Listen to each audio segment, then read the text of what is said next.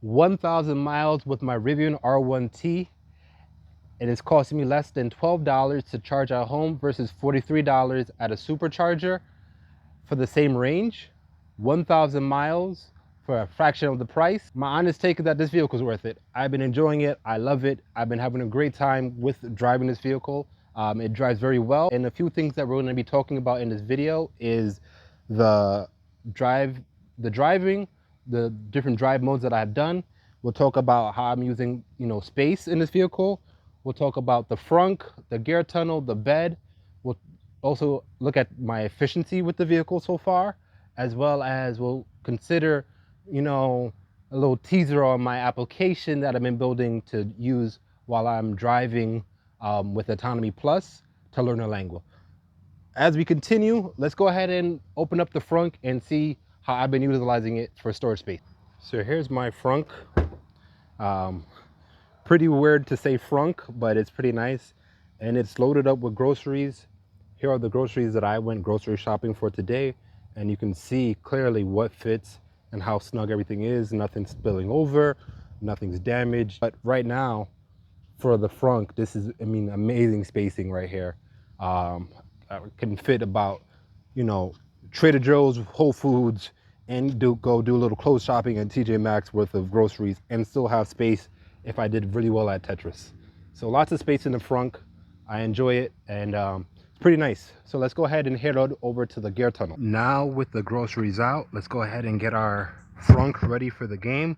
We're gonna be watching the watch party later today at our park to catch the next World Cup game. But look at that, coolest is nice and easy inside here. Still have a bunch of space to fit anything else I want. So our frunk is now ready for our watch party later today, and we still have a bunch of space, and that's going to be nice and snug. Look how nice and sealed that got as well. Alrighty guys, let's go ahead and load the frunk. Simple push of the button right here, or I could do it through the app, or I could do it through the info system, right? Load down, drop down, space in the frunk, and it's pretty simple. Camp table, slide all the way down. Chair number one, slide that way, halfway in there, but almost all the way down. Chair number two, slide this down. That's in there. Umbrella, there we go. Got that nice and snug inside. Umbrella middle piece. And then, last but not least, our travel wagon to carry everything. Look at that. How quick was that? I don't even know, but we're prepped, almost done, ready to go. And now we are on our way to the bed. Push of the button extends the trailer bed, which is beautiful. For our watch party, we just need our umbrella stand. Quick little grab, and look at that. Now, for the bed, you can see that I have used it. You can see from the remains of the dirt. I have used it for a previous watch party. Going to use it for the next watch party that I'm going to go to. But as you can see, it's a lot of space. So for a reference, I was able to put 3 pallets inside the trunk bed, and it came up to right here. So right around here was the height of 3 pallet beds stacked on top of each other. Now that's not my everyday, use. I don't use this, that much. But as you can see, right, I'm able to fill an umbrella stand here. I have my watch party gear as well. Close up the truck, and I'm about ready for our watch party later today.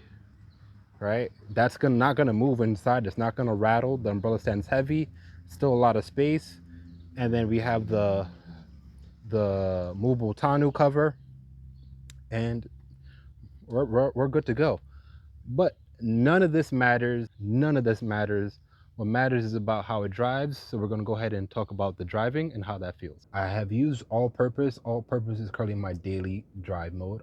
When I'm going to work and coming back home from work, I'm in all purpose. Haven't had to use snow at the moment.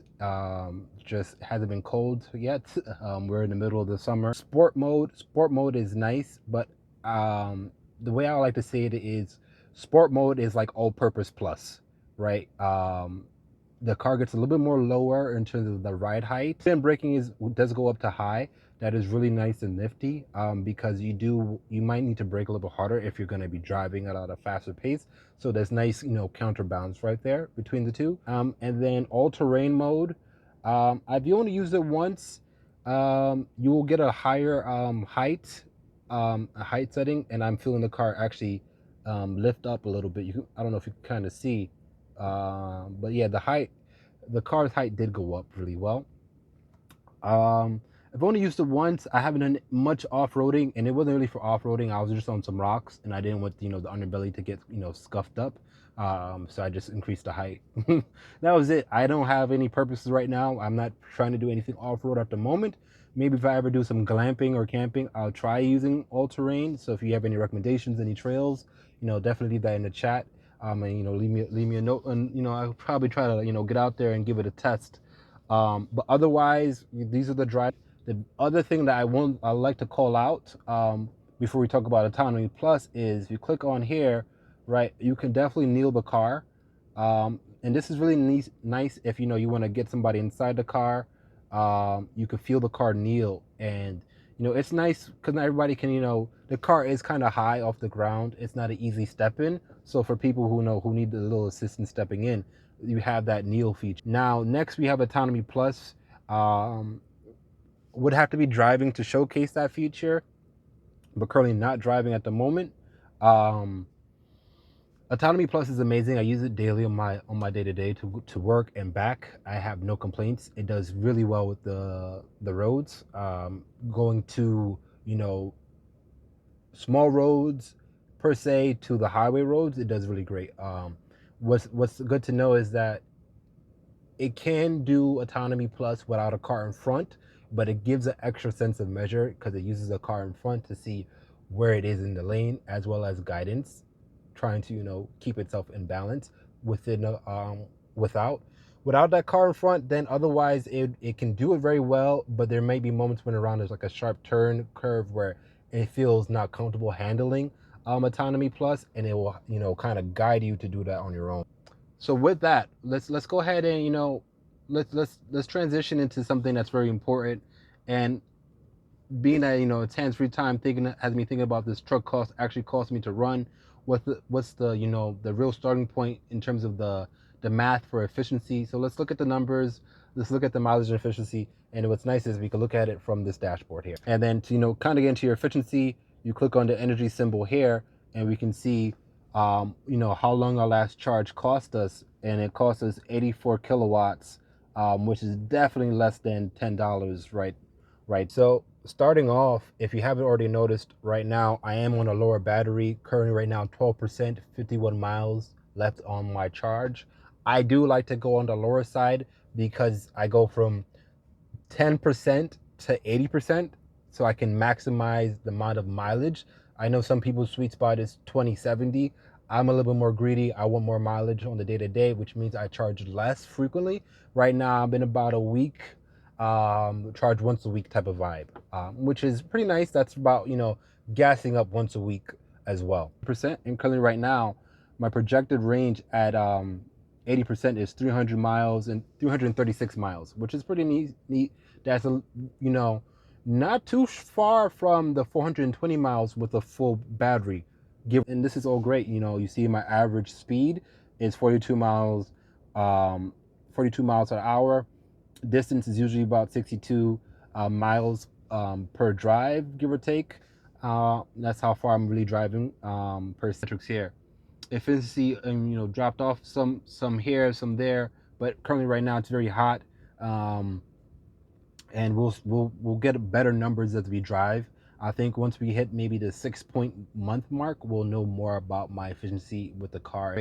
I'm currently at over 1,000 miles on the vehicle, less than $12 to charge the vehicle. 43. I did get the Rivian home wall charger level 2. This is not cheap. It is $800 on the through the website. You can use the referral points to get this for a little bit cheaper. I think for the 250 points, it'll probably bring it down to roughly anywhere close to maybe, anywhere from 550 to 650 range, and that could be due to taxes as well that you may have to pay on this. You could also get a universal Tesla charger. I'm not a Tesla fanboy, and also when I ordered it from Tesla, it took forever to get here. So I ended up saying no, I can't do this because I wanted to get this installed as soon as I got my truck, and I couldn't wait the extra 4 weeks that they were, telling me on delivery through Amazon. So yeah, you know, in terms of the actual install, I didn't have to do too much to get this connected. Had an electrician come through and install it for us. I'm not a licensed electrician, so I can't do it myself because we need the correct circuit here to use it. And the positioning is pretty neat, nice and neat. As you can see, this is fairly easy for me to set this up and plug in. Currently, on July 5th, on one of my charges, that was 96 kilowatts for the whole entire charge. And also as a kilowatt basis, how much is that per hour? Well, we have a roughly around 10 cents a kilowatt per hour. And at home, that roughly is about, equates to roughly around 5 cents a mile. So it's about 5 cents a mile that I'm getting. So if you want to do, $4.90 to charge at home versus $16.40 at a supercharger for the same 100 miles, right? Now this does vary from state to state and also from county to county, depending on your electrical provider and how much they're charging you for electricity. Now, doing the supercharger was a nice experience. When I do my first road trip coming up soon, that will be a nice, something that I will definitely lean upon. I think that road trip is going to be about roughly 900 miles, so I definitely will have to do a supercharger somewhere in the mix, because 420 expected if I do a full up. And then I get to halfway point, a charge, get to another maybe midway point before I get to my destination, charge up again, so that way I could drive around at my destination before I run out of charge. But I should be well within the mean. And with all that, with all those numbers that we kind of talked about, so let's kind of talk about the teaser application I'm building up. This may be a screen overlay here, may not be, but essentially with Autonomy Plus, it's hands-free driving. You do have to keep your eyes focused on the road. There's LiDAR sensors inside that actually watches your eyes to see if your eyes are on the road. But the application I'm building, and I've already tested it out, worked pretty well, is for me to learn Amharic. It's a tough language to learn if you know Amharic, but shout out to any Ethiopian Eritreans out there in the world. And I had this idea, well, if my hands are free, I can have something playing through my audio inside the car, and then that would pop up. And then I would just be able to interact with my voice. So I actually have some nice voice interactions on the application, and it works completely well. My eyes are on the road at all times, and I'm listening, and I'm able to pronunciate using my phone microphone. Your time is valuable, and how you unlock that time is up to you. For me right now, I'm trying to figure out whether I can learn another language or not. And with that, that is my 1,000 miles right now with my Rivian R1T. Yet again, my verdict is this is a great buy. I feel like this is a great car. You won't go wrong with buying a Rivian in this current market, especially with the current times. Not to get anything my driving experience, so we'll keep that up to it. But may not be for everyone, but for anyone who wants a a good vehicle that you can pick some things up, you can do some camping, glamping, do some outdoor activities. This is a great vehicle for you. If you have a family, the R1T is still pretty good. I haven't really sat down in the back, but there's still a lot of space. I had my brother sit in one during a test drive behind me while I was driving, and he had a lot of space. I am, for a reference, 6'3", so take it or leave it. There's a lot of space inside this vehicle. I drive comfortably as well. My girlfriend drives pretty well vehicle. So if you're looking to get one, yet again, don't forget to like, subscribe, comment, and don't forget to check the description. Inside the description, I will leave my referral code. You can use that code to go ahead and get yourself some, some goodie bags, some points off on a purchase when you do get yourself a Rivian. So with that, thank you for watching Tommy Does Tech. I hope you guys have a great day, great afternoon, great night, whenever you're watching this video, and catch you on the next one. Deuces.